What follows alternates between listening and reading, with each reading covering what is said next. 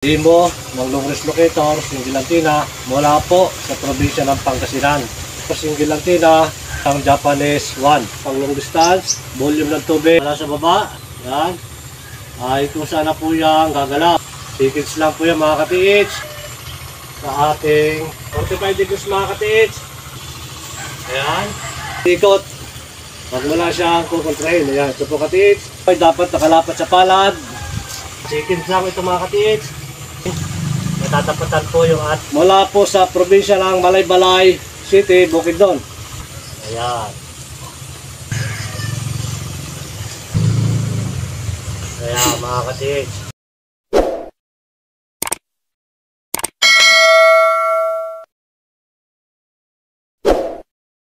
Isang mapagpalang araw at magandang buhay sa ating mga kababayan, sa ating mga ka-TH. Muli po, samahan nyo ako sa panibagong pag-upload po ng video na request po ng ating isang ka-TH, Demo ng Longres Locator, Single Antenna mula po sa probinsya ng Pangasinan. Ito po yung kanyang napusuan, Longres Locator, Single Antenna, at ganoon na rin po yung isang Japanese 1. Ito ka-TH, muli ko pong i-demo. Ito pong Longres Locator na dito mo po siya mabalahan kung ano po yung ibabala. Yun po ang hahanapin ng ating single antenna. Ayan, dito ka-TH.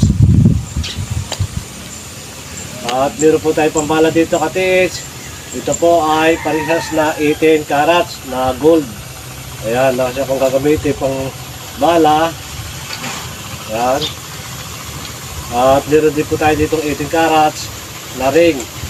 Na ito po yung aking ilolocate. Gamit po ang 18 carats na ring at single antenna.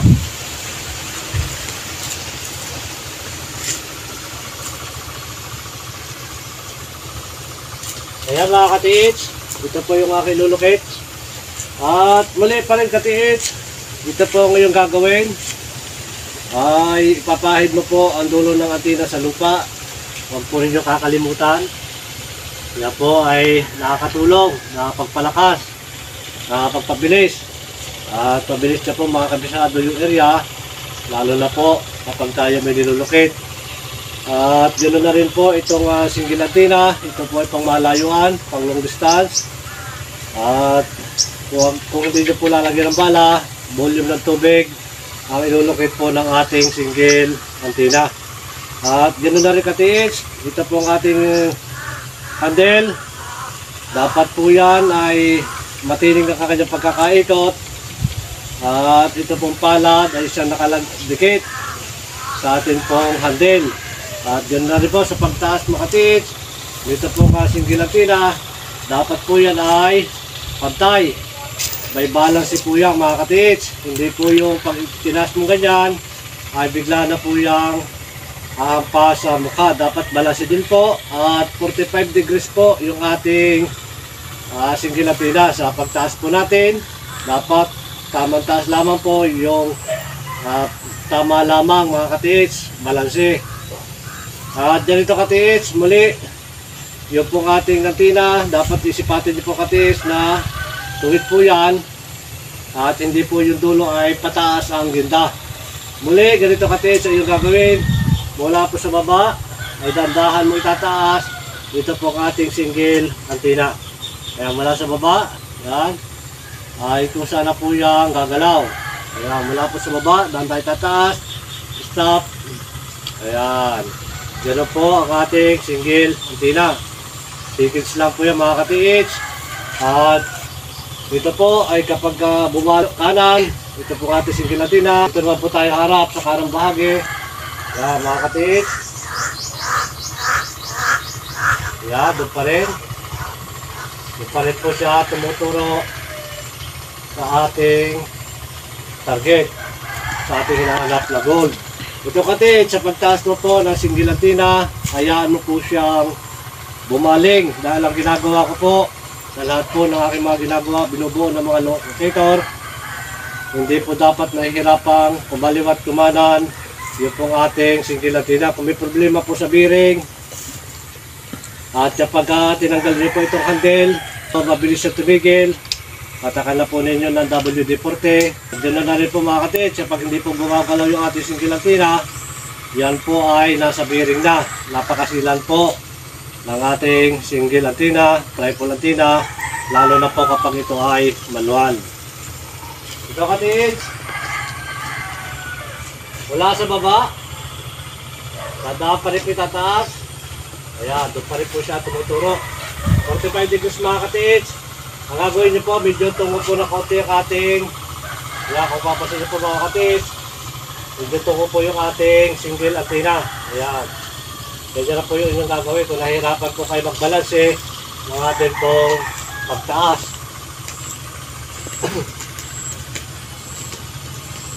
So katits, ikutan nyo. Ayan, yan pa rin po. Ayan. Ganyan pa rin yan mga katits. Ayan. Ganyan po yung inyong gagawin sa pagtaas po ng ating single antenna. Mula po sa baba ay dandahan natin tataas. Ayan. Kung saan na po yan babaling mga katits. Ayan. Kung saan po yung hahatakin ng gold, ito pong ating single antenna. Ayan po yan mga katits. At ngayon, tatapatan ko po ito katits para malaman po natin kung ano yung magiging reaction po ng ating single antenna. Ayan.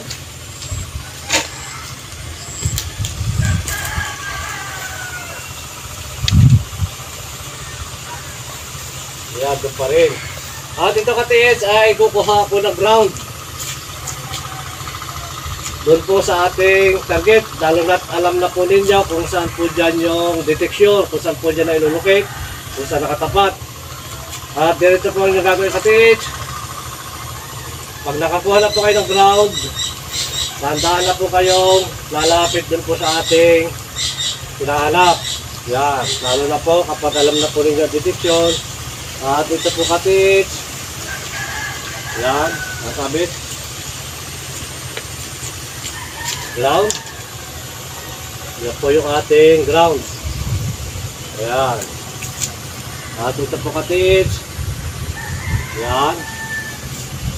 Yan na po yung ating single antenna. Ang pag-ikot niya mga katits ay hindi po nabagal, hindi po na parehas po yung kanyang ikot. Kung mapapansin nyo, natapakan na po natin yung ating hit target. Yan po yung pag-ikot po ng ating single antenna. Kaya mga katits, at ito po ay bumubuo na ng frequency. Kailangan focus po tayo. Lalo na po, hindi po dapat naglalag yung ating isip. Kaya mga katits, tayo po naka-ground. Ayan, bumubuo na po siya ng frequency. Ayan. Ito na po katits, yung napusuan mula po sa probinsya ng Pangasinan. Ayan. Ito po katits. Ayan. Ito po yung pang-ikot ng iyong single antenna. Ayan. Kaya mo lang katis na yan ay iikot. Pag wala siyang kukontrahin. Ayan, ito po katis. At yun na rin po, itong kasamahan po ng kanyang napusungan, single antenna, ay muli ko pa rin pong i-demo. Ito pong Japanese one. Yan, na ito pong Japanese one. Ito po ay binabalahan. Yan, ito katis. Ang kulay ng yung Japanese one na ito po ay nasa tamang sukat at dyan na rin po sa handle. Yan, ito katits, dito mo siya babalahan. Yan, babalahan ko ito katits. Sa paggamit mo po katits na itong single antenna, huwag mo po siya kukontrahin. Hayaan mo po na kung saan siyang gagalaw. Tustusan mo lang katits yung kanyang pag-ibo, lalo na po yung pendulum. Sa paghawak po nito, ito po ay dapat nakalapat sa palad. At ito naman po ay nakalapat dito sa ating pulsuhan, lalo na kapag hahawakan mo na po siya mga katits. Ang nagpapagalaw mo nito sa pamamagitan po ng ating pulso, yun po ang naka-ground. At tinatawag po ito mga katits na magnetic field ang pagpapagalaw po ng anumang klaseng locator na inyong hahawakan, ayan po ay kusang ipinagkakalob. Kailangan practice lang po lagi mga katiits hanggang sa makabisado na po ninyo yung galaw ng inyo pong mga locator. Ito katiits, dito ko po yan, inalapat itong dulo, puno, dito po sa aking hita, yan katiits, ito po yan. At kayo na po bahala sa paghawak po ninyo ng Japanese Swan, kung saan po kayo compatible, kung saan po nyo gusto hawakan. Pero ito katiits, muli po, yan, tuon po rin. Ayan, yan po, kapag natapatan po yan, yung katiits ay kung saan magbabounce yan. Yan, segundo lang po yung katiits. Yan po yung aking ginawang Japanese Swan. Seconds lang ito mga katiits. Katulad din po ng single antenna at tripod. Antenna ganyan niya katiits. Hindi po yan ginagalaw. At dito naman, ito po yung ating target. Ayan katiits. Yan, ito po katiits ay medyo tungo po ng kaunti. Pag hawakan nyo, hindi po yung pantay. Pag nilagay nyo po dito sa hita, tungo po siya ng kaunti. Yan. Ito katiits. Yan, seconds lang po yan. Yan po yung ating Japanese Swan. Yan, ganyan po yung katiits. Yan po yung palo ng Japanese Swan. Ito po yung ating target. At dito naman po tayo sa side. Yan, tungo na konti. Yan. Ito po yung ating Japanese Swan. Yan po yan. Kapag natapatan niya katiits, ito po yung target. Kapag natapatan po yan, yan po ay kusa ng magbabaw siya mga katiits. Yan. Ibig sabihin, natatapatan po yung ating target. Ayan. Pero kapag nasintrahan yung katiits, ang ikot mo nito ay counterclockwise. Yan mga katiits. Kapag ganyan po ang ikot niyan. Ngayon kapag walang bala at tubig po, volume ng tubig, ang ating hanapin, huwag niyo po babalahan. Pakanan po katiits, ang kanyang ikot.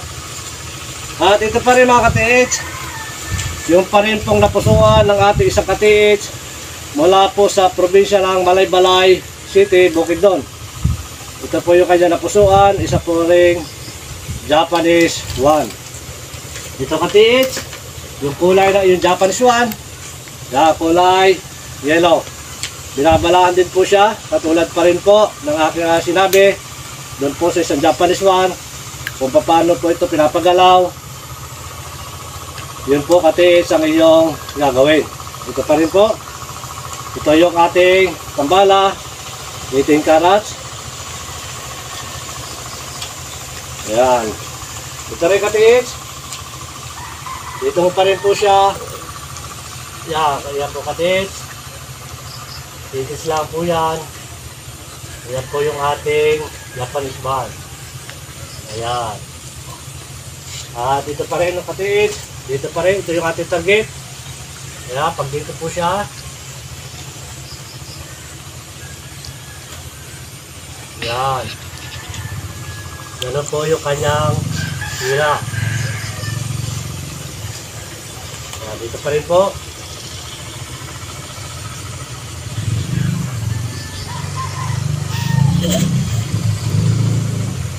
Kaya mga katiits, sa paggamit po ng Japanese Swan, kapag itinutok po natin, hindi po yan, kapag tinutok ay hindi po agad dyan iikot, kundi yan po ay stop muna at seconds po ang bibilangin yan bago po iikot. Hindi po yung pag ikita nyo, gano'n agad siya, gano'n agad, hindi po yon. Dapat po i-stop mo muna siya at pakiramdam mo mabuti. Yun po ang pagpapagalaw ng ating Japanese Swan. At muli po mga katiis, mga kababayan, lalo na rin po sa pumusa ng single antenna at Japanese Swan mula po sa probinsya ng Pangasinan, lalo na rin po ito sa isang Japanese Swan mula po sa Malaybalay City, Bukidnon. Shout out po sa inyong lahat dyan. Muli po maraming salamat sa pagsubaybay po ng aking mga ina-upload na video. Hanggang sa puli po mga katiis, sa mapagpalang araw. at pagpalain po tayo ng maraming biyaya at isang magandang kalusugan. Muli po mga ka-TH, maraming salamat po.